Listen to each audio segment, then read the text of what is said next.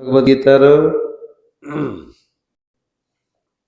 सप्तम अध्याय आम 24 नंबर श्लोक पाठ कर जाऊे।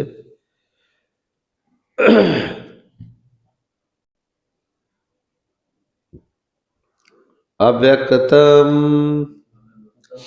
व्यक्तिम अपनम मन्यन्ते मम अबुद्धय परम भावम अजानन्त मम अवयम अनुत्तमम अव्यक्रम व्यक्ति में आपनम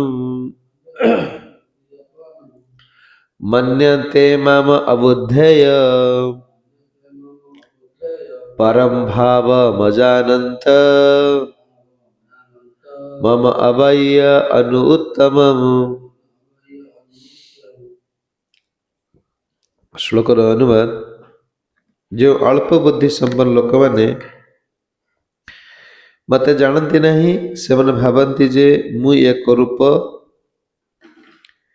ओ व्यक्तित्व धारण करिछि। अति सीमित ज्ञान हेतु से मोर अपरिवर्तनीय अपरिवर्तित एवं परम शक्ति अर्थात उच्चतर प्रकृति को जानी पारती नहीं।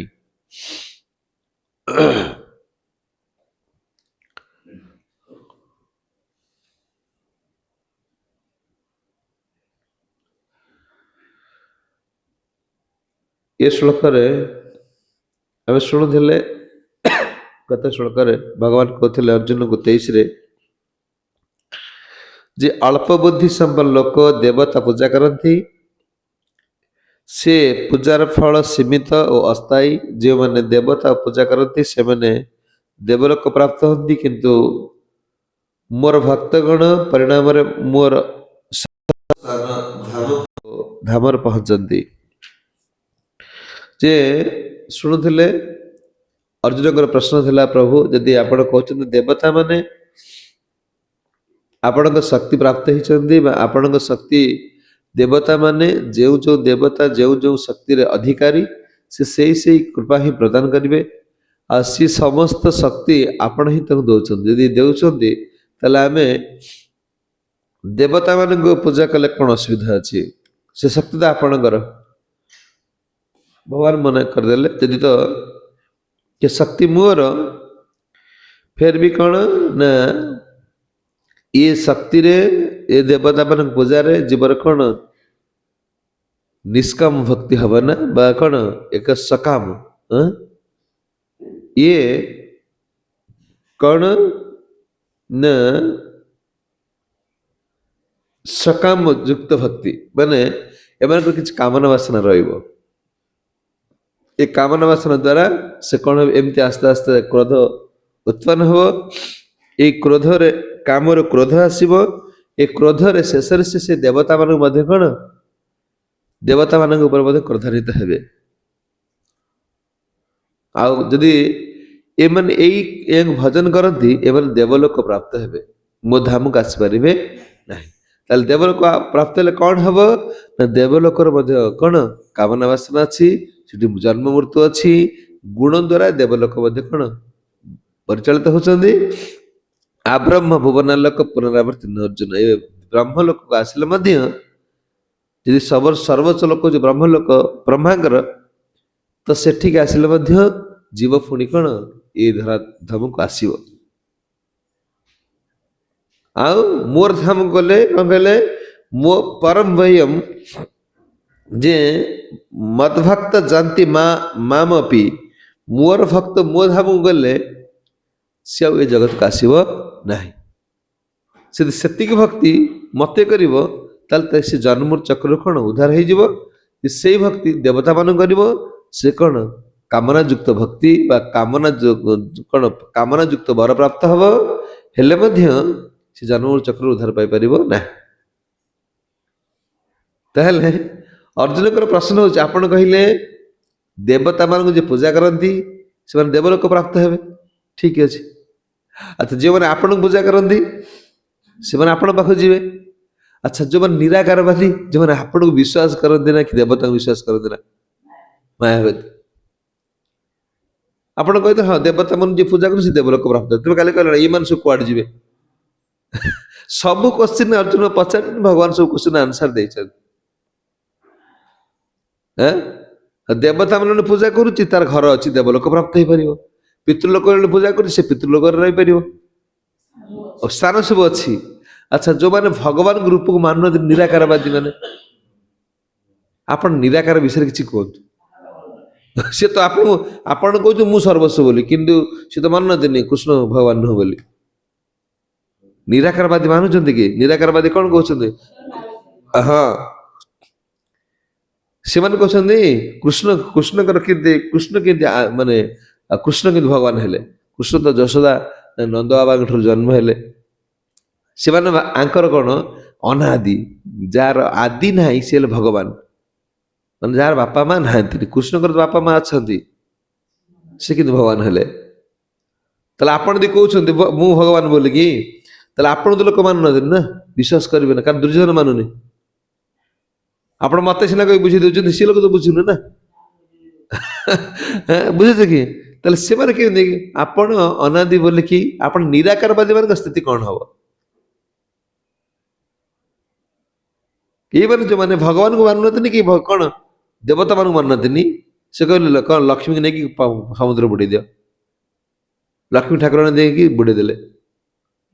ସେଗୁଡା କାହିଁ ପୂଜା କରୁଛ? ସେ କହିବେ ଆରେ ତୁମେ ହିନ୍ଦୁ ଧର୍ମ କହୁଛ, ସନାତନ ଧର୍ମ କହୁଛ, ନିର୍ମାଲ୍ୟ ପାଇବ ନା, ଜଗନ୍ନାଥ ଦର୍ଶନ କରିବ ନା। ବୁଝିଅଛି? ଭାଗବତ ପଢିବ, ଭାଗବତ କାହିଁ ପଢିବ? ହେଲେ ଏଇ ନିରାକାରବାଦୀ ମାନଙ୍କର କଥା କୁହନ୍ତୁ। ଆପଣ ନିରାକାର ବିଷୟରେ କିଛି କୁହନ୍ତୁ, ମୁଁ ଶୁଣିବାକୁ ଚାହୁଁଛି।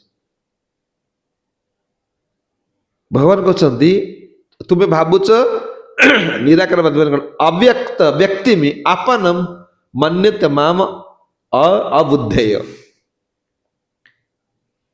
ଏଇ ନିରାକାରବାଦୀ ମାନେ ବୁଦ୍ଧିମାନ ନୁହନ୍ତି। କହୁଛନ୍ତି ଆପଣ କହିଲେ ନା, ଏମାନେ କାହିଁ ବୁଦ୍ଧିମାନ ହୁଅନ୍ତି ନା, ବୁଦ୍ଧିହୀନ ଲୋକ ଭାବେ ଯେ ମୁଁ ନିରାକାର। ଯାହାର ବୁଦ୍ଧି ପୁରା ନଷ୍ଟ ହେଇଯାଇଛି, ସେ ଭାବୁଛି ନିରାକାର, ମୁଁ ନିରାକାରରୁ ସାକାର ହୋଇଛି। ଇଏ କହିବେ କୃଷ୍ଣ କିଏ? କୃଷ୍ଣ କିଏ? ଦେଖିବ ତାଙ୍କ ସାথে ଯୁକ୍ତି କରିବ, ତାଙ୍କର ତାଙ୍କ ଉପରେ ଆଉ ଜଣେ କିଏ ଅଛି ନା, ସେଇ ହେଲା ଭଗବାନ। ସେ ନିରାକାରଙ୍କ ଠାରୁ କୃଷ୍ଣ ଆସିଛନ୍ତି। ସେମାନେ ଭାବୁଛନ୍ତି କୃଷ୍ଣ ଭଗବାନ ନୁହନ୍ତି, ନିରାକାର ଯେ ସେ ଭଗବାନ, ତାଙ୍କଠାରୁ କୃଷ୍ଣ। ଭଗବାନ କହୁଛନ୍ତି ବୁଦ୍ଧିହୀନ ଲୋକ କଣ ନା, ଅବ୍ୟକ୍ତ ବ୍ୟକ୍ତି ମାନମ ମନ୍ୟତେ ମାମ ବୁଦ୍ଧେୟ। ଏମାନେ ତ ବୁଦ୍ଧିହୀନ ମାନ ନୁହନ୍ତି।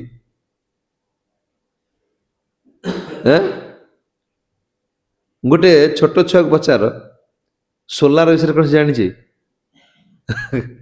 ଲାଇଟ ନା ଲାଇଟ, ତାର ବୁଦ୍ଧିଟା ପ୍ରଖର ନୁହଁ ନା। ତାକୁ ଯଦି ପଚାରିବ ସୂର୍ଯ୍ୟ ଚନ୍ଦ୍ର ତାରା, ସେ କଣ ଜାଣିଛି? କହିଲେ ଏମାନଙ୍କ ବୁଦ୍ଧି ନଷ୍ଟ ହେଇଯାଇଛି, ଏମାନେ ଏତେ ବୁଦ୍ଧିମାନ ନୁହନ୍ତି। କାରଣ ସେମାନେ ଭାବନ୍ତି କୃଷ୍ଣ କୋଉଠୁ ଆସିଲେ? ନିରାକାର ପୁରୁଷ ପାଖରୁ ଆଇଲେ। ଭଗବାନ କହୁଛନ୍ତି ବୁଦ୍ଧିହୀନ ଲୋକମାନେ ଭାବନ୍ତି ଯେ ମୁଁ ନିରାକାରରୁ ସାକାର ହେଇକି ଆସିଛି। ଭଗବାନ ଗୋଲକ ଧାମରୁ ପୃଥ୍ୱୀ ପୃଷ୍ଠକୁ ଆସିଛନ୍ତି ବୋଲିକି ଏମାନେ ବିଶ୍ୱାସ କରିବେ ନାହିଁ। ସେ କହିବେ ଗୋଲକ ଧାମ ଭଲ ଧାମ କିଛି ନାହିଁ, ସବୁ ଶୂନ୍ୟ ଶୂନ୍ୟ ଶୂନ୍ୟ। ଭଗବାନ ସବୁ ସମୟରେ ଗୋଲକରେ ରୁହନ୍ତି, ଯେତେବେଳେ ଆବଶ୍ୟକ ପଡେ ସେତେବେଳେ ସେ ପୃଥ୍ୱୀ ପୃଷ୍ଠକୁ ଆସନ୍ତି। ଗୋଲକ ନାମ୍ନି ମମ ଧାମ କହନ୍ତିନି, ମୋର ବ୍ରହ୍ମାଜୀ କହୁଛନ୍ତି ଭଗବାନଙ୍କ ଧାମ ସବୁବେଳେ ଗୋଲକ ଧାମରେ ରୁହନ୍ତି।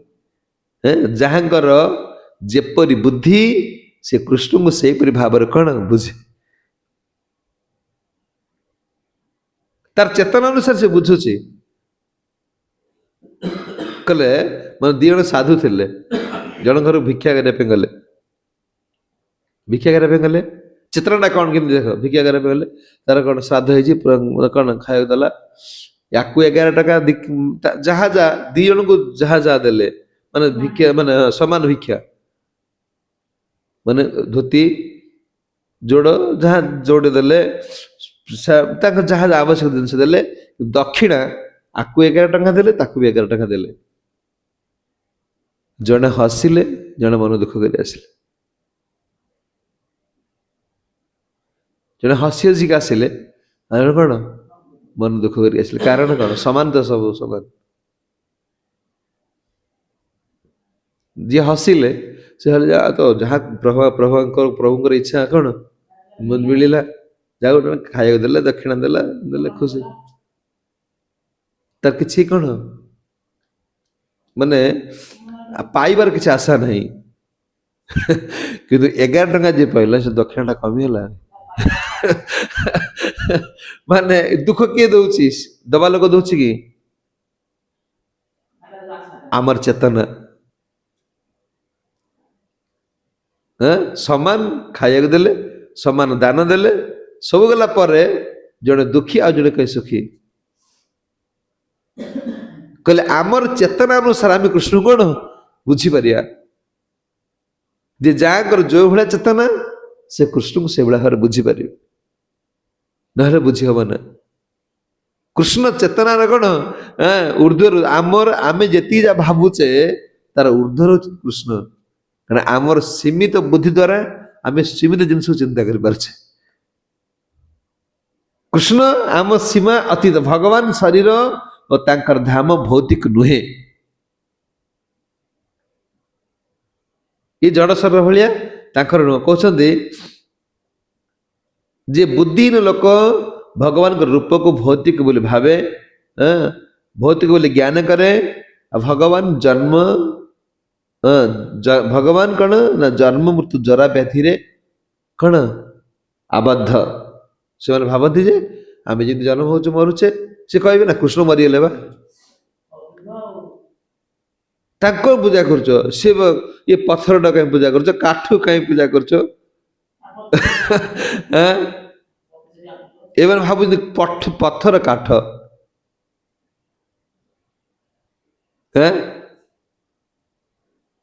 ସେମାନେ କଣ ଜାଣନ୍ତି ନା କୃଷ୍ଣ ପଥର କି କାଠ କୌଣସି ସେ ପଥର ଭିତରେ ହେଲେ ପଥର କଥା କହିବ। ଆରେ ତମର ମଳମୂତ୍ର ଶରୀର, ଯୋଉ ଶରୀର ଭିତରେ ମଳ ଅଛି, ହାଡ଼ ଅଛି, ରକ୍ତ ଅଛି, ପୂଜ ଅଛି, ସବୁ ଭରିକି ରହିଛି, ସେ ପରମାତ୍ମା ଏଇ ବି ଶରୀର ଭିତରେ ରହିଲେ ବି କଥା କହୁଛି। ସେ ପରମାତ୍ମା କାଠ ଭିତରେ ବସିଲେ କାଠ କଥା କହିବ ନା? ସେ କହିବ ଜଗନ୍ନାଥ କାଠରେ ତିଆରି। ଆଉ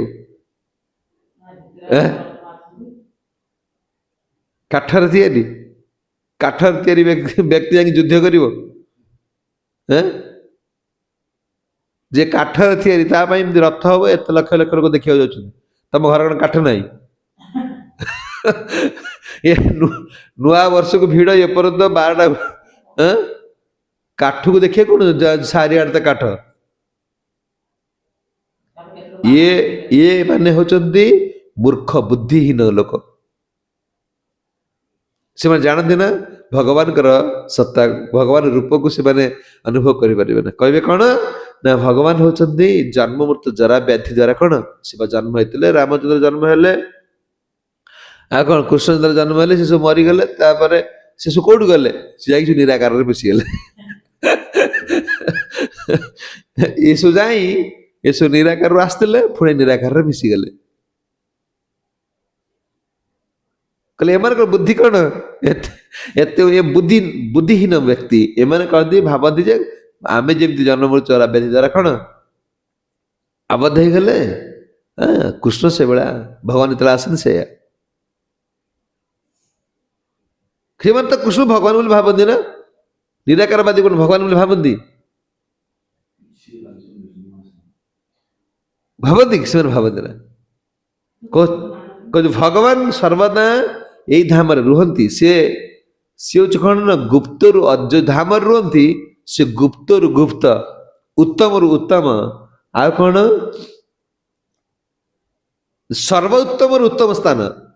ଯଦି ଆମେ ଦେଖିବା ଏଇ ଜଗତରେ କଣ କଣ ସବୁଠୁ ଭଲ ଅଛି, ସର୍ବଶ୍ରେଷ୍ଠ ସ୍ଥାନ ହଉଛି ଗୋଲକ ଧାମ।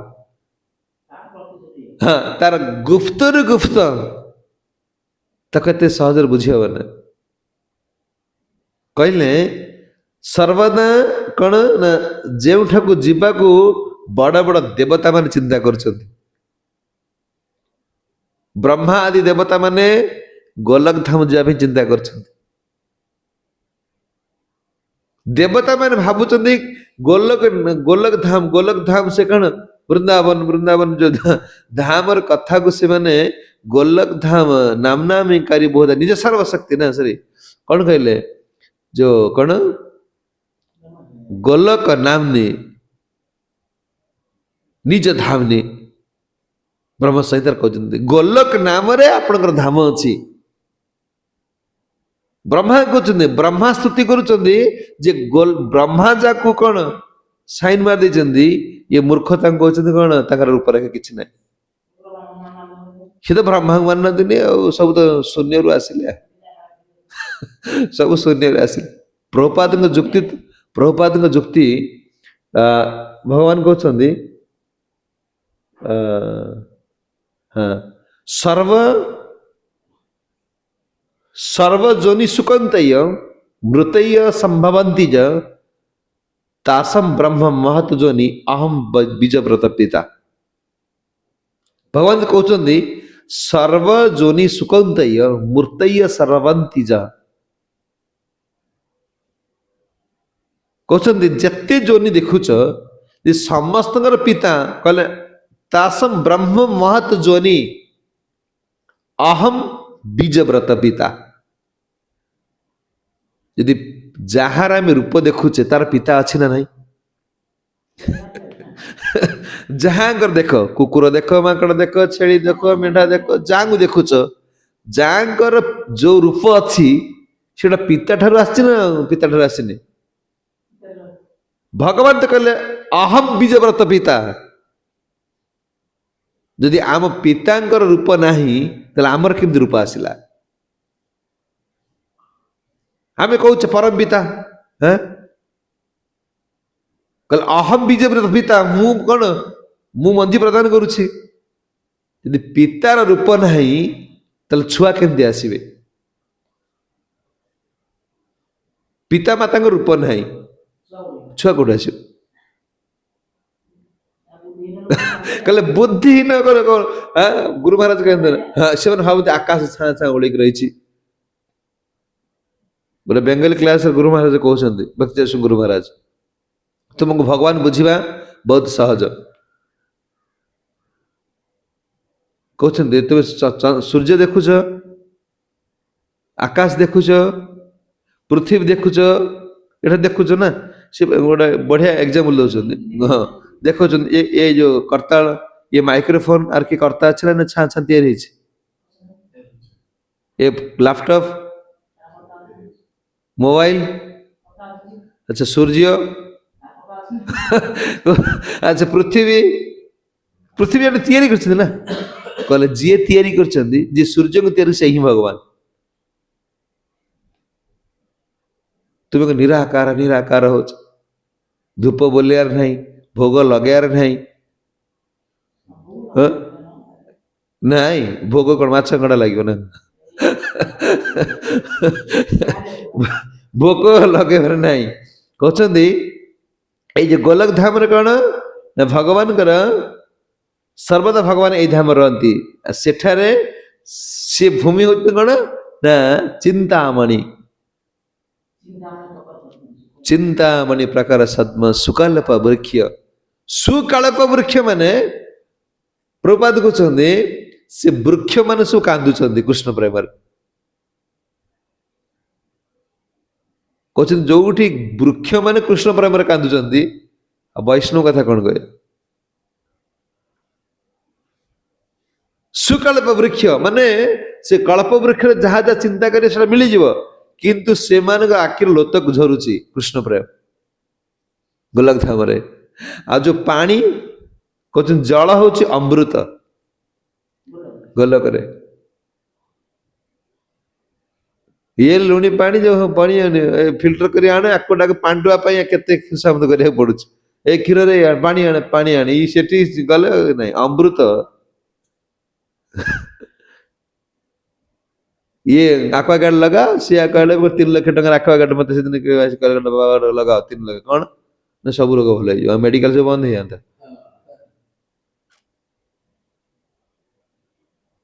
କହୁଛନ୍ତି ସେ ଗୋଲକ ଧାମରେ ଜଳ ହଉଛି ଅମୃତ, ଯାହା ଏଠି ମୂର୍ତ୍ତରେ ମିଳୁନି।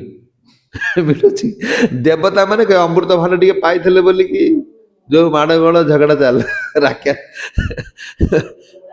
ଭଗବାନ ଶେଷରେ ମୋହିନୀ ରୂପ ଧାରଣ କଲେ ବାଣ୍ଟିଲେ।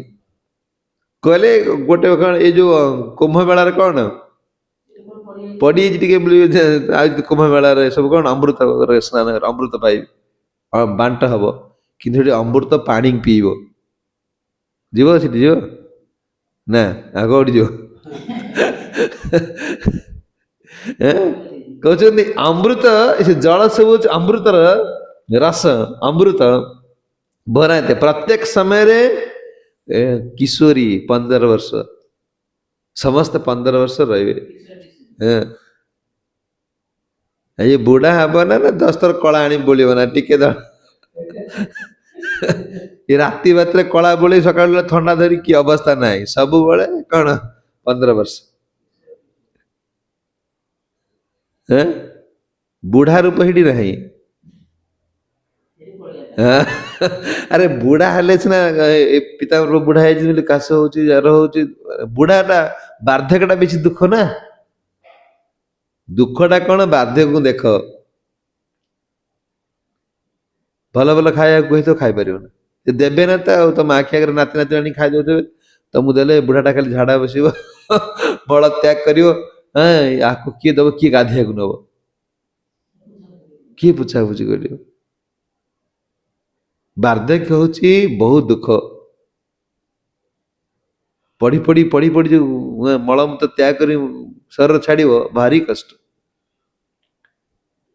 କହୁଛନ୍ତି ସବୁ ସମୟରେ କଣ 15 ବର୍ଷ। କହିବ କେମିତି 15 ବର୍ଷ ଆଗକୁ ବଢିବ ନା?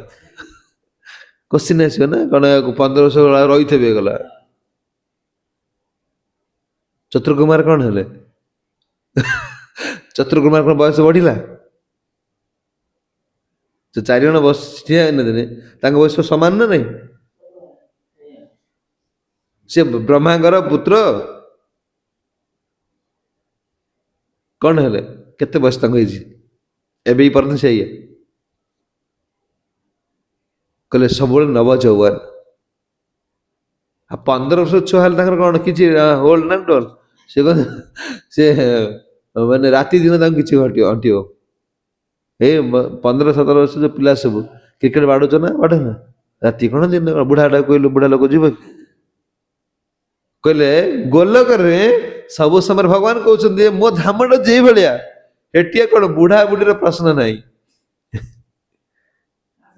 କିଛି କାଶ ନାହିଁ, ଥଣ୍ଡା ନାହିଁ, ତଣ୍ଟି କଣ ହେଇ ଧଡ ଧଡ ଧଡ ଧଡ ଡାକୁଛି, ସେଠି କିଛି ନାହିଁ। କହୁଛନ୍ତି ଦୁଃଖ ନାମକ ଯୋଉ ଦୁଃଖ ନା ସେଠି ନାହିଁ, ସୁଖାଳୟ। ଏଟା ହେଲା ଦୁଃଖାଳୟ, ଏଟା ହେଲା ସୁଖାଳୟ।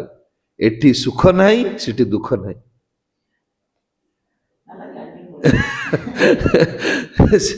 ଗୋଲକରେ ଦୁଃଖ ନାହିଁ।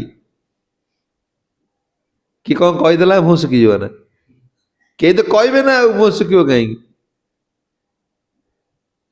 କହୁଛନ୍ତି ଦୁଃଖ ନାମକ ସେଠାରେ ନାହିଁ, ଜରା ମୃତ୍ୟୁ ଭୟ ନାହିଁ। ଆଉ କଣ ନାହିଁ? କ୍ରୋଧ ଆସିବ ନା ଏଠି, ଏଠି ସାଙ୍ଗେ ସାଙ୍ଗେ ରାଗି ହବ ନା? କ୍ରୋଧ ଈର୍ଷା ସେଠାକୁ ପ୍ରବେଶ କରିପାରିବ ନା।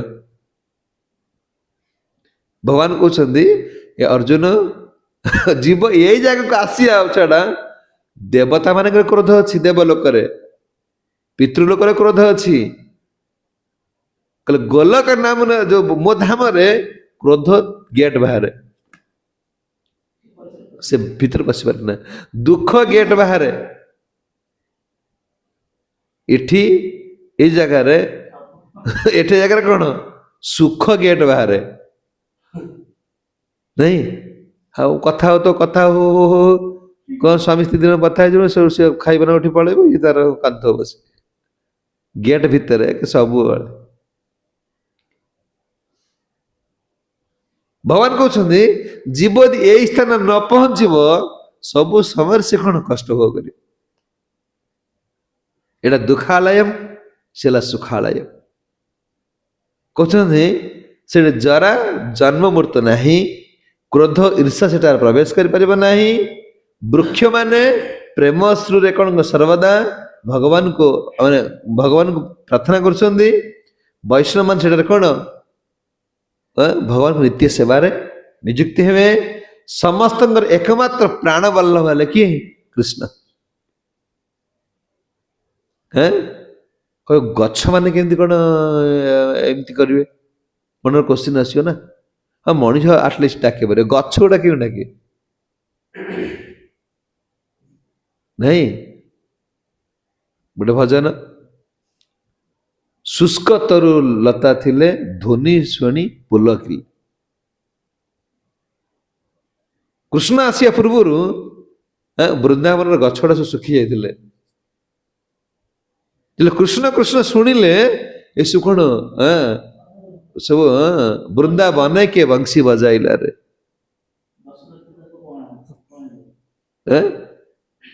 ବୃନ୍ଦାବନେ ବଂଶୀ କିଏ, ବଂଶୀର ଧ୍ୱନି ଶୁଣିଲା ମାନେ ସବୁ ପୁଲକିତ ହୋଇ ଉଠିଲେ। ସମସ୍ତେ ମରିଥିବା ଗଛ ମଧ୍ୟ କଣ କଅଁଳିଲେ। ଶୁଷ୍କ ତରୁ ଲତା ଥିଲେ ଧ୍ୱନି ଶୁଣି ପୁଲକିଲେ। ତ ଗଛ ଲତା ମାନେ ସବୁ କଣ ସେଠି କୃଷ୍ଣ କୃଷ୍ଣ ହଉଛନ୍ତି। କହୁଛନ୍ତି ସମସ୍ତଙ୍କର ଏମାନେ କଣ ତାଙ୍କ ଏଇ ସେ ଜାଗାରେ ଗୋଲକ ଧାମରେ ଭଗବାନଙ୍କର ଆଖି ବହୁତ ସୁନ୍ଦର। ସମସ୍ତେ ତାଙ୍କର କଣ ଦେଖିବ, ଏଇ ଅଷ୍ଟସଖୀ ଦେଖ, ଯୋଉ ରାଧା ମାଧବ ଭଗବାନ ପ୍ରଭୁପାଦ କେମିତି ତାଙ୍କୁ ସବୁ ପ୍ରଭୁପାଦ କେମିତି ଆର୍ଟ କରିଛନ୍ତି, ପ୍ରଭୁପାଦଙ୍କ ଆର୍ଟ ଅନୁସାରେ ବିଗ୍ରହ ମାନେ କେମିତି ଅଛନ୍ତି ଦେଖିବ। ସମସ୍ତଙ୍କର ନଜର କୃଷ୍ଣ। ଅଷ୍ଟସଖୀ ଦେଖ ମାୟାପୁରର, ଏମିତି ସମସ୍ତେ ଅନେଇଛନ୍ତି ଜଣକୁ। ତାଙ୍କ ଆଖିରେ କୋଉଠି ଆଉ କାହା ନଜର ନାହିଁ। ଆମର ସାଙ୍ଗେ ସାଙ୍ଗେ ନଜର ପଡିଯାଉଛି। ସମସ୍ତଙ୍କ ଆଖିରେ ପ୍ରାଣ ବଲ୍ଲଭ ହେଲେ କୃଷ୍ଣ, ଆଉ କିଛି ନାହିଁ। ଏଇ ହିଁ ଜୀବର କଣ ଅନ୍ତିମ ସ୍ଥିତି। ଜୀବ ସେତିକି ନ ପାଇ ପାରିଲେ କୋଟି କୋଟି ବାର, କୋଟି କୋଟି ଜନ୍ମ ସେ କଣ କରିବ? ଏ ସଂସାରରେ କଣ ଘୁରି ଘୁରି ବୁଲିବ। ଏଇ ମାନବ ଶରୀରରେ ଆମର ଏକମାତ୍ର ସ୍ଥାନ ହଉଛି ଗୋଲକ ଧାମକୁ ଯିବା। ଏଇଟା ହେଲା ନିତ୍ୟ ନିବାସ, ଭଗବାନଙ୍କର ନିତ୍ୟ ସ୍ଥାନ। କହିଲେ କଣ ନା, ଯଦି ଆମେ ଗୋଲକ ଧାମ ନ ଯାଇ ପାରିଲେ, ଗୋଲକ ଧାମ ଆଉ ଦେବତା ଦେବଲୋକର ପାର୍ଥକ୍ୟ କଣ? ଜଣେ ଦେବତାଙ୍କୁ ପୂଜା କରୁଛି, ଜଣେ କୃଷ୍ଣ ଭଜନ କରୁଛି। ସେ ଦେବଲୋକରେ ରହିବ, ଆଉ ଜଣେ ଗୋଲକ ଧାମରେ ରହିବ। ତେବେ ଦେବଲୋକର ସ୍ଥିତି କଣ, ଗୋଲକ ଧାମର ସ୍ଥିତି କଣ? ନା ଦେବଲୋକ ପ୍ରଳୟ ସମୟରେ ନଷ୍ଟ ହେଇଯିବ। ବ୍ରହ୍ମଲୋକ ବି ନଷ୍ଟ ହେବ, ଗୋଲକ ଧାମ ନଷ୍ଟ ହବ। ଜୀବ ଏଇ ଜାଗାକୁ ପହଞ୍ଚି ଗଲେ ତାର ସବୁ ମିଳିଯିବ, ଆଉ ସର୍ବୋଚ୍ଚ ଶାନ୍ତି ସେ ପ୍ରାପ୍ତ ହେବ, ନିରାପଦ ରହିବ। କହୁଛନ୍ତି ଦେବଲୋକ, ଯଦି ଦେବଲୋକ ପ୍ରାପ୍ତ ହୁଏ, ଦେବଲୋକରେ କଣ ହବ ନା, ଦେବଲୋକ ଗୁଣ ଦ୍ୱାରା ପରିଚାଳିତ, ଦେବଲୋକ ନଷ୍ଟ ହବ। ଆଉ କଣ? ଗୋଲକ ଧାମ ଆଧ୍ୟାତ୍ମିକ, ଯାହା ନଷ୍ଟ ହୁଏ ନାହିଁ। ଇଏ ହେଲା ଭୌତିକ, ସେ ହେଲା ଆଧ୍ୟାତ୍ମିକ। ଭୌତିକ ଜିନିଷ ସବୁ କଣ ହବ? ବିନାଶଶୀଳ।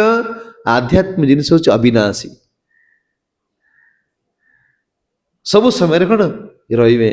କହୁଛନ୍ତି ବୁଦ୍ଧିହୀନ ଲୋକମାନେ ଜାଣନ୍ତି ଯେ ଭଗବାନ ଧାମ ମଧ୍ୟ ନଷ୍ଟ ହେଇଯିବ। ଯେଉଁମାନଙ୍କର କଣ ବୁଦ୍ଧି ନାହିଁ, ସେମାନେ ଭାବନ୍ତି ମଧ୍ୟ କଣ ସବୁ ନଷ୍ଟ ହେଇଯିବ। କୃଷ୍ଣ ତ ମରିଗଲେ, ଆଉ ତାଙ୍କର ଟାର୍ଗେଟ ହବ କୃଷ୍ଣ ମରିଗଲେ। କହିଲେ ଏମାନଙ୍କର ବୁଦ୍ଧି, ଅର୍ଜୁନ ଯୋଉମାନେ କହିବାର କୋଶ୍ଚିନ୍ କଣ? କୋଶ୍ଚିନ୍ ମନେ ରହିଲା କଣ କୋଶ୍ଚିନ୍? ଦେବତା ମାନଙ୍କୁ ଡାକୁଥିବା ଲୋକ ଦେବଲୋକ ପ୍ରାପ୍ତ ହେବ, ଆପଣଙ୍କୁ ଡାକୁଥିବା ଲୋକ ଯଦି ଆପଣ କତି ଯିବ ତାହେଲେ ନିରାକାରବାଦୀ ମାନଙ୍କ ସ୍ଥିତି କଣ ହବ? ସେ କୋର୍ଟରେ ଯେଉଁମାନେ ଭଗବାନଙ୍କର କଣ ରୂପକୁ ବିଶ୍ୱାସ କରନ୍ତି ନାହିଁ। ଭଗବାନ କହୁଛନ୍ତି ଏମାନଙ୍କ ବୁଦ୍ଧିହୀନ, ଏମାନେ କଣ ଅନେକ ଜନ୍ମ ମୋର ସାକାର ରୂପକୁ ବିଶ୍ୱାସ କରିବାକୁ ହେଲେ ତାଙ୍କୁ କୋଟି କୋଟି ଜନ୍ମ ବିତିଯିବ। ସେମାନେ ଜାଣିପାରିବେ ନା କୃଷ୍ଣସ୍ତ ଭଗବାନ ସ୍ୱୟଂ, ସେମାନେ ବୁଝିପାରିବେ ନାହିଁ। କହୁଛନ୍ତି ନିରାକାର ସାକାର ରୂପ ହେଇପାରିବେ ନାହିଁ। ଯେଉଁମାନଙ୍କର ବୁଦ୍ଧି ନଷ୍ଟ ହୋଇଯାଇଛି ସେ ଭାବୁଛନ୍ତି ଯେ ନିରାକାରର ସାକାରର କୃଷ୍ଣ ଆସିଛନ୍ତି। ନିରାକାରରୁ କୃଷ୍ଣ ସାକାର ହେଇକି ଆସିଲେ, ପୁଣି ମରି ମାନେ ମୃତ୍ୟୁବରଣ ହେଇଗଲା, ପୁଣି ଯାଇକି କୃଷ୍ଣ ମିଶିଗଲେ ତାଙ୍କ। ସେ ଏବେ ଆଦି ଆଦି, ସେ କହିବେ ଆଦି ସେଇ। ସେ ତ ଏମିତି ବୁଝେଇବେ ତମେ କହିବ ହତର କଥା ସତ କଥା। ବ୍ରହ୍ମା କହିଲେ ଗୋବିନ୍ଦ ଆଦି ପୁରୁଷ ତମମ ଜାନ। ଗୋବିନ୍ଦ ହଉଛନ୍ତି ଆଦି ପୁରୁଷ କୃଷ୍ଣ, ଈଶ୍ୱର ପରମ କୃଷ୍ଣ। ବ୍ରହ୍ମ ସହିତ ବ୍ରହ୍ମା କହୁଛନ୍ତି ଈଶ୍ୱର ପରମ କୃଷ୍ଣ ସଚିତାନନ୍ଦ ବିଗ୍ରହ ଅନାଦି ଆଦି ପୁରୁଷ। ଆଦି କଣ? ଈଶ୍ୱର ପରମ କୃଷ୍ଣ ସଚିତା ବିଗ୍ରହ ଅନାଦି ଆଦି ଗୋବିନ୍ଦ ସର୍ବ କାରଣର କାରଣ। ବ୍ରହ୍ମାଙ୍କ ସ୍ଥିତି ଦେଖ, ବ୍ରହ୍ମା ଏଇ ସ୍ତୁତି କରୁଛନ୍ତି ବ୍ରହ୍ମା, କିନ୍ତୁ ସାଧାରଣ ବ୍ୟକ୍ତି କହୁଛି କୃଷ୍ଣଙ୍କର କଣ? କୃଷ୍ଣ ତ ଜନ୍ମ ହେଲେ, ସେ ମରିଗଲେ, ସରିଲା, ତାପରେ ଆମ ଠାକୁର ବାହାରିଲେ। ଆଉ ଏଇ ଯୋଉ ମୟୂର ସବୁ ଗୋଲକ ଧାମରେ, ସେ ମୟୂର ପୁଚ୍ଛ ଦିଅନ୍ତି, ସୁନ୍ଦର ଦେଖାଯାଆନ୍ତି। ଏସବୁ ଯୋଉ କୃଷ୍ଣ ସ୍ୱୟଂ ନିଜେ, ହଁ ସବୁ କହୁଛନ୍ତି କଣ? ଏମାନେ କଣ ସର୍ବ ଭଗବାନ କହୁଛନ୍ତି ଯେ ମୁଁ ହଉଛି ସବୁ ଜନିର କଣ ପିତା, ମୁଁ ସମସ୍ତଙ୍କର ପିତା। ପ୍ରତ୍ୟେକ ଆମେ କହୁଛେ ମଣିଷ ଇଏ ମାନେ ଗୋଟେ ଯୋଉ ଯୋଉ ମଞ୍ଜି ବିକୁଛନ୍ତି, ତାଙ୍କ ପାଖରେ ଭେରାଇଟି ମଞ୍ଜି ଅଛି ନା ନାହିଁ? ଶାଗ, ମୂଳା, ପୋଇ କତୁର ସବୁ ମଞ୍ଜି ଅଛି ନା? ଭଗବାନ ପାଖରେ ଏ ମଞ୍ଜି ସବୁ ଅଛି। ଦେଖ ଆମେ କହୁଛୁ ମଣିଷ, ମଣିଷର ଜାତି ଗୋଟେ, ଇଏ ଗୋଟେ ଜାତିର ଜୀବ, ପଶୁ ଗୋଟେ ଜାତିର ଜୀବ। ପଶୁ ମାନେ କିଏ ତାଙ୍କ ପ୍ରକାର କେତେ ଭେରାଇଟିର ମଞ୍ଜି ଗୋଟେ ଦୋକାନ ରଖିଛି। ଭଗବାନ ଆମେ ଆଇଲେ କୋଉଠୁ? ଆଇଲେ କୋଉଠୁ? ଯଦି ଆମେ କୋଶ୍ଚିନ୍ କଣ ବୈଜ୍ଞାନିକ ମାନେ କହିଲେ କଣ ସିମ୍ପାଥିରୁ କାଳକ୍ରମରେ ଧୀରେ ମାଙ୍କଡରୁ ମଣିଷ ହେଲେ। ମଣିଷ ଆଗରୁ ଆଦିମ ମଣିଷରୁ ମାଙ୍କଡ ସେ ହେଇ ଆସ୍ତେ ଆସ୍ତେ ମଣିଷ ହେଲେ। ପଶୁ ମାନେ କୋଉଠୁ ପଶୁ ହେଲେ? ଯଦି ମଣିଷଟା ମାନେ ମାଙ୍କଡରୁ ମଣିଷ ହେଲେ, ତାହେଲେ ଘୋଡାଟା କୋଉଠୁ କାହାଥିରୁ ଘୋଡା ହେଲା? ଏ ମାଛ ଯାହା ଦେଖୁଛେ କେତେ ପ୍ରକାର ଭେରାଇଟିର ମାଛ, ଇଏ କୋଉଠୁ ଆଇଲେ? ଇଏ ସବୁ ଜାତିର ମଞ୍ଜି କଣ କହୁଛି? ଅହಂ ବୀଜ ବ୍ରତ ପିତା। କର୍ମ ଅନୁସାରେ ପ୍ରତ୍ୟେକ ଶରୀରକୁ ମୁଁ ରଖିଛି, ଏଇ ଜୀବ ଭିତରେ ଆତ୍ମକୁ ପୁରେଇକି ତାଙ୍କ କର୍ମ ଅନୁସାରେ ତାଙ୍କୁ ଛାଡି ଦଉଛି। ବୁଝୁଛନ୍ତି? ଏବେ ଦେଖ ଟୋଟାଲ ତମେ ମାଛ ସବୁ ଧରି ଖାଇଦେଲେ, ଖାଇ ଦଉଛନ୍ତି, ପୁଣି ସେ ମାଛ କୋଉଠି କରାଣି ଏତେ ମାଛ ଆସୁଛନ୍ତି? କୋଉଠି ଆସୁଛନ୍ତି? ମଶା ମରିଗଲେ ନାହିଁ, ପୁଣି କୋଉଠି ମଶା ମାରେ? ତୁମେ କେମିତି ଚିନ୍ତା କରିବ ତାଙ୍କ କଥାକୁ? ଏବେ ମଶା ଅଛନ୍ତି କି ନାହାନ୍ତି? କୋଉଠୁ ଆସୁଛନ୍ତି? ସବୁ ପ୍ରକାରରେ ଗୋଟେ ଲୋକ କହନ୍ତି ମିନ ବର୍ଷା ହଉଛି, ମିନ ବର୍ଷା ହଉଛି, ଶୁଣିଛ? କହନ୍ତି ମିନ ବର୍ଷା ହଉଛି। ହଁ ମାଛ ବର୍ଷା ହେଲେ ମାଛ କୋଉଠୁ ଆସିଲେ? କହିଲେ ସବୁ ପ୍ରକାରରେ କଣ ମଞ୍ଜି ତାଙ୍କ ଅହମ ବୀଜ ବ୍ରତ ପିତା। କହିଲେ ତସମ ବ୍ରହ୍ମ ମହତ ଯୋନି ଅହମ ବୀଜ ବ୍ରତ ପିତା। ଏଟାକୁ ସାଧାରଣ ବ୍ୟକ୍ତି ବୁଝିପାରିବ, ବୁଦ୍ଧିହୀନ ବ୍ୟକ୍ତି ଏଟା କଣ ବୁଝିପାରିବ ନାହିଁ। ପରମ ଭାବ ଅଜାନନ୍ତ ମାମ ଅବୟମ ଅନୁତ୍ତମମ। ଯିଏ ବୁଦ୍ଧିର ଲୋକ ଜାଣିପାରିବ ନା ଯେ ମୁଁ ଅବିନାଶୀ ବୋଲି, ମୁଁ ଅବିନାଶୀ ବୋଲି କିଛି ଜାଣିପାରିବ ନାହିଁ। ଶ୍ରୀକୃଷ୍ଣ ସର୍ବୋଚ୍ଚ ଭାବକୁ ସେ ଜାଣେ ନାହିଁ। ଯେ କୃଷ୍ଣ ଅବିନାଶୀ ଏଇ ଯୋଉ ଭାବକୁ ସେ ବୁଝିପାରିବ ନାହିଁ। କହୁଛନ୍ତି କଣ? ବୁଦ୍ଧିହୀନ ଲୋକ ଭାବେ ଶ୍ରୀକୃଷ୍ଣ ନିରାକାରରୁ ଆସିଛନ୍ତି। ଶ୍ରୀକୃଷ୍ଣଙ୍କ ଶରୀର ସମସ୍ତ ଆଦି ନୁହେଁ। କୃଷ୍ଣ ସମସ୍ତଙ୍କର ଆଦି ନୁହନ୍ତି। ଶ୍ରୀକୃଷ୍ଣଙ୍କ ଶରୀର ଭୌତିକ ନିରାକାର ପାଇଁ କଣ ଶୁଦ୍ଧ ହୋଇଛନ୍ତି। କୃଷ୍ଣ କାହାକୁ ଡାକୁଥିଲେ କି? ସେ ନିରାକାର ପୁରୁଷ ଡାକୁଥିଲେ ବା। ସେ ନିରାକାର ପୁରୁଷ ଡାକି ଡାକି ଲାଷ୍ଟ ତ କହିଲେ 16 କଳାରୁ 1 କଳା ମତେ ଗୋଟେ କହିଲେ। ତମେ କହିଲ ମୁଁ କୋଉଠି ଲେଖା ହେଇଛି ଭାଗବତରେ? କହିଲେ ଭାଗବତ ଲେଖା ହେଇଛି। ମୁଁ ଆଣି ଦେଖା, କୋଉଠି ଲେଖା ହେଇଛି? କୋଉ ଭାଗବତରେ ଲେଖା ହେଇଛି 16 କଳାରୁ 1 କଳା? ସେଥିରୁ ହେଲେ ନନ୍ଦବଳା ଆଣି ଦେଖାଅ। ଯାଇଛନ୍ତି ଆଉ ଇଏ ଢଗାମି ନୁହଁ। ଇଏ କିଏ? ମା ମାନେ ଗୋଟେ ଢଗ ପକଉଥିବେ, ସେଇ ଢଗକୁ ଶୁଣିକି ଭାଗବତରେ 18,000 ଶ୍ଲୋକ। 18,000 ଶ୍ଲୋକର କୋଉ ଶ୍ଲୋକ ଲେଖା ହେଇଛି ଯେ କଣ 16 ମାନେ ବ୍ରହ୍ମା ତ ଯେତେବେଳେ ପ୍ରାର୍ଥନା କରୁଛନ୍ତି, ଅହୋ ଭାଗ୍ୟ ମହାଭାଗ୍ୟ। ଗୋପୀ ମାନଙ୍କୁ ଯେତେବେଳେ ବର୍ଣ୍ଣନା କରୁଛନ୍ତି, ତୁମେ ମହାଭାଗ୍ୟ, ପୂର୍ଣ୍ଣ ବ୍ରହ୍ମ, ତୁମେ ପୂର୍ଣ୍ଣ ବ୍ରହ୍ମ ସନାତନଙ୍କ ସାଙ୍ଗରେ ଖେଳୁଛ। ବ୍ରହ୍ମା ତ କହୁଛନ୍ତି ଏ କଥା।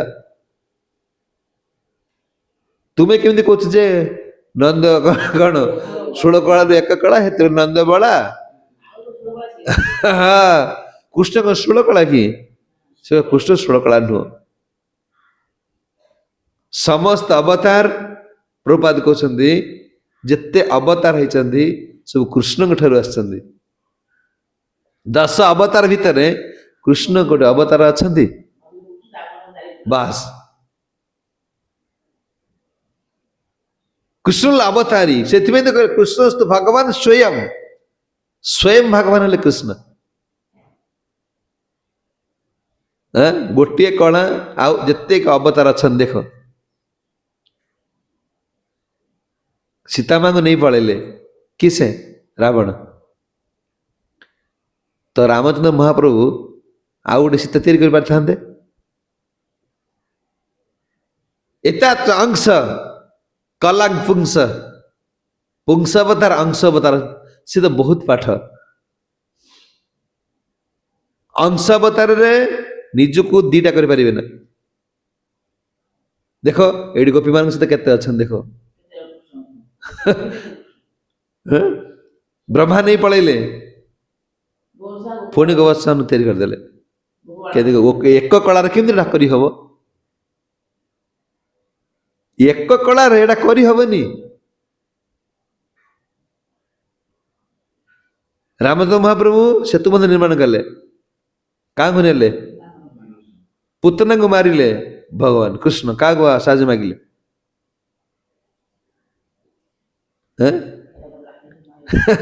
କାର ସାହାଯ୍ୟ ମାଗିଲେ? ଗୋବର୍ଦ୍ଧନ ଟେକିଲା କାହାକୁ ଡାକିଲେ? ଉଠ ଉଠ। କିଛି ନାହିଁ। କାହାକୁ ଡାକିଛି ନା ଆସ ଆସ ମତେ ସାହାଯ୍ୟ କର। ଜନ୍ମ ହେଲେ ଚତୁର୍ଭୁଜ ରୂପ ଧାରଣ କଲେ। ଯାଅ ମତେ ନେଇ ଚାଲ, ଛାଡ଼ି ଦେଇ ଆସ ସେଠି। ଜନ୍ମ ହେଲା ଛୁଆ କଥା କହି କୃଷ୍ଣ ଜନ୍ମ ହେଇପାରିଲି? ତୁମେ ଭାବୁଛ କୃଷ୍ଣ ଜନ୍ମ ହେଇପାରିଲି? ତ ଆରେ ଜନ୍ମ ହେଲା ପରେ ଛୁଆର ଏତିକି ସମୟ ପରେ କଥା ହବ। 2 ବର୍ଷ ପରେ ସେ ଖନି ବାବା ମାମା ହେଇ ହବ। ଇଏ ଜନ୍ମ ହେଲେ ଚତୁର୍ଭୁଜ ଦେଖେଇଦେଲେ, ଚାଲ ନେଇ ଚାଲ ଛାଡ଼ି ଦେଇ ଆସ। କୋଉଠି ଜାଣିଲେ ମୁଁ ନନ୍ଦ ବାବାଙ୍କ ରହିବି ବୋଲି? ଗୋକୁଳକୁ ଚାଲ। ତୁମେ କେମିତି ତାକୁ ବୁଝିପାରିବ? ବ୍ରହ୍ମା ତ ବୁଝିପାରିବ ନା, ତୁମେ କେମିତି ଭାବୁଛ ତୁମେ ବୁଝିବ କି କୃଷ୍ଣଙ୍କୁ?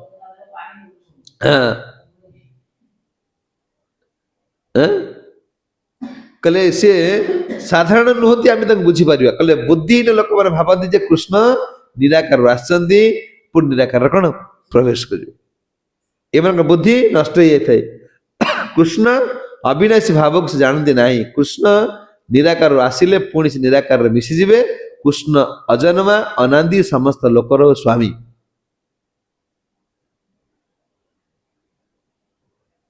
ଭଗବାନ ଗୀତାରେ ମୁଁ ତ ଯେତେବେଳେ ଭଗବାନ ବାହାରିଛନ୍ତି ତାଙ୍କୁ କହିଲ କୋଉ ଜାଗାରେ କହିଛି ମୁଁ ସମସ୍ତଙ୍କର ପିତା ବୋଲି କହିଛନ୍ତି? କହିଲେ ଏକମାତ୍ର ଭଗବତ ଗୀତା ଯାଥିରେ ଭଗବାନ କହିଛନ୍ତି ଅହମ ଅହମ ବୀଜ ବ୍ରତ ପିତା, ମୁଁ ପିତା ବୋଲି। ପିତା ଅହମ ଜଗତ ମାତା ଧାତା ପିତାମହ। ମୁଁ ପିତାମହ ବ୍ରହ୍ମା, କଣ ବ୍ରହ୍ମାଙ୍କର ମୁଁ ପିତା। ଇଏ କହିଲେ କୃଷ୍ଣ ହେଲେ କଣ ଗୋଟେ କଳାରେ ଆସିଲେ, ସେ ମରିଗଲେ, ଜରାସବର ମାରିଦେଲା, ତୀର ମାରିଦେଲା, ତାଙ୍କ ଶକ୍ତି ସବୁ ପଳେଇଗଲା। ଗୋଟେ ଲୋକ ଆସି କହିଲେ ଜଗନ୍ନାଥ କଣ ଆଉ ସିଏ କୃଷ୍ଣଙ୍କର ପୋଡ଼ିଲେ, ଯେତେବେଳେ ପୋଡ଼ା ହେଲା ଯେତେବେଳେ ସେ ତାଙ୍କର ନାଭି ରହିଗଲା, ନାଭି ରହିଗଲା ତାକୁ ସମୁଦ୍ର ଫୋପାଡ଼ି ଦେଲେ, ସବୁ ଫୋପାଡ଼ି ଦେଲେ। ସେ ଭାସି ଭାସି ଆସି କଣ ସମୁଦ୍ର ପୁରରେ ନାଗିଲା। ସିଏ ହେଲେ କଣ ତା ଥିରୁ କଣ ତିଆରି ହେଲେ। ଆଉ ଆଚ୍ଛା କୃଷ୍ଣଙ୍କୁ ମାରିଦେଲେ ବୋଲିକି ଜରାସବର ତୀର ମାରିଦେଲା, କୃଷ୍ଣ ମରିଗଲେ, ସେ ଜଗନ୍ନାଥ ହେଲେ। ତାହେଲେ ବଳରାମ ସୁଭଦ୍ରା କୋଉଠୁ ଆସିଲେ? ବଳରାମ ତ ଜରାସବର ମାରିନଥିଲା। ସୁଦର୍ଶନ କୋଉଠି ଆସିଲେ? ଯଦି ଖାଲି ଗଣ୍ଡିଟା ଆସିଲା ହେଲା। କହିଲେ କେଉଁ ଶରୀର ମୃତ୍ୟୁବରଣ କରେ? ଜଡ଼ ଶରୀର। ଚିନ୍ମୟ ଶରୀର କିନ୍ତୁ ମୃତ୍ୟୁବରଣ କରିବେ।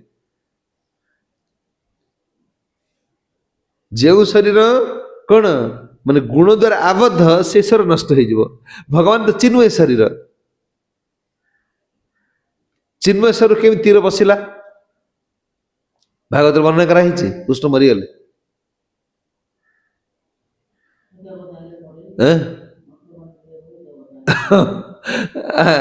ଏ କହୁଛନ୍ତି କଣ ଗର୍ଗ ସଂହିତାରେ ଗର୍ଗମୁନି କହୁଛନ୍ତି, ଗର୍ଗ ସଂହିତାରେ ବର୍ଣ୍ଣନା କରାଯାଇଛନ୍ତି।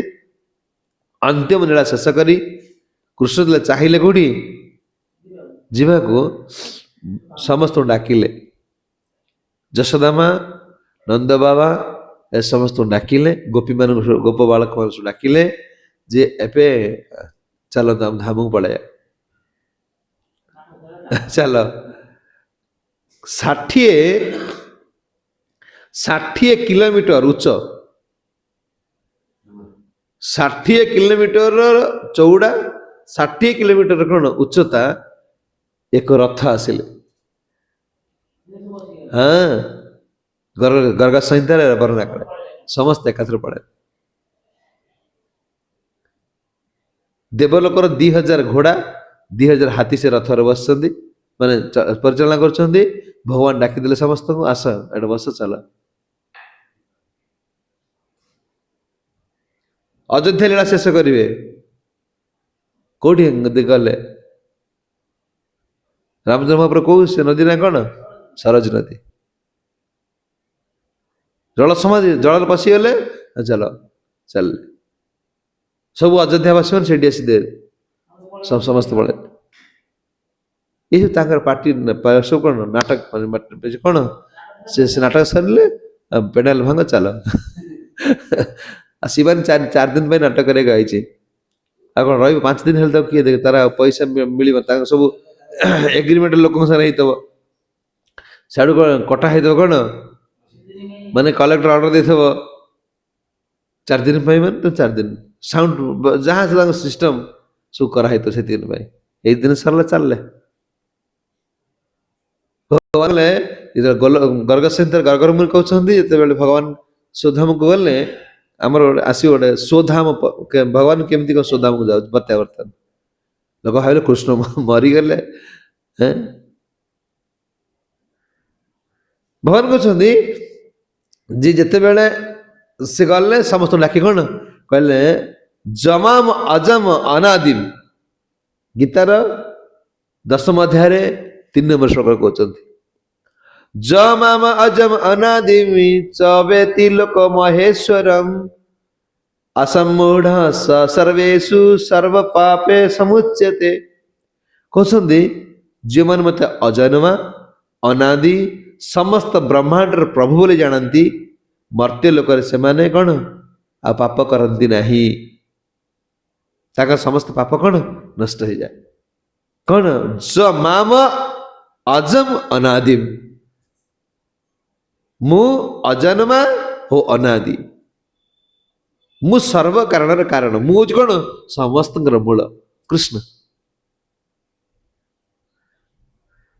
कृष्ण समस्त कौन मूल कृष्णस्तु भगवान स्वयं स्वयं भगवान कहले कौन कृष्ण धर्मस कहले कौन धर्मस्तु भगवत प्रणीतम कृष्णस्तु भगवान स्वयं दीटा कथा था स्वयं भगवान हेले कृष्ण धर्म कहले भगवान कर बाणी भगवान जहाँ कहते धर्म भगवान को जो मानते से अधर्मी धर्म नुहे भक्तिविनोद ठाकुर भगवान का निराकारवादी मान को एक कहते निराकार निराकार करिया चित्कार निराकार निराकार करिया चित्कार केन साध कर शांति भांग केन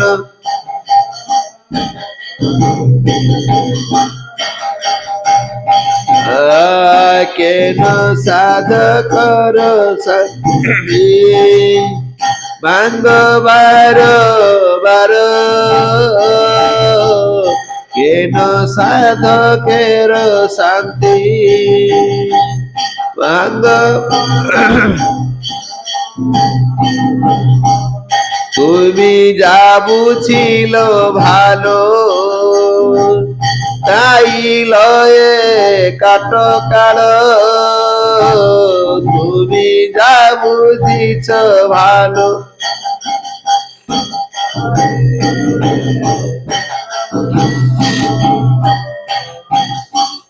भक्ति बिना फल दोए तर्क नहीं जानी सार भक्ति बिना फल दोए तर्क नहीं जानी कहते निराकार निराकार करिया चित्कार केनो साधकर शांति भांग बार बार ए भाई कहीं तू साधकर ए बार बार भांगुच भजन साधन कर तू तो कहीं निराकार निराकार हो तुम्हें जा बुझिल भालो बुझ जा बुझ बार ताई लय काट काल से निराकार पचे दौड़ काट समय नष्ट कर भक्ति बिना फलदय तर्क नहीं जानी सार तुम तर्क कर आम तुम तर्क कराया चाहूनु तुम जहाँ बुझ भल दौड़ ता पछे गोटे भक्तिविनोद ठाकुर ना भक्ति शास्त्र ठाकुर कर गप कहले षंढ गाई पाली जाइछन्ती पाली माछ खाया लोक से आसी देखियो देखियो गाई जो चाहूथे भगवान ता पछ पछ जाऊे देखो कहीं पोक फाड़ती खाती पोक कहला सी गोटे षंढ पछू गला बेले कहले बड़ बड़ षंढर जो अंडकोष्ठा ओल्जी कहले बड़ माछा सी आ पोक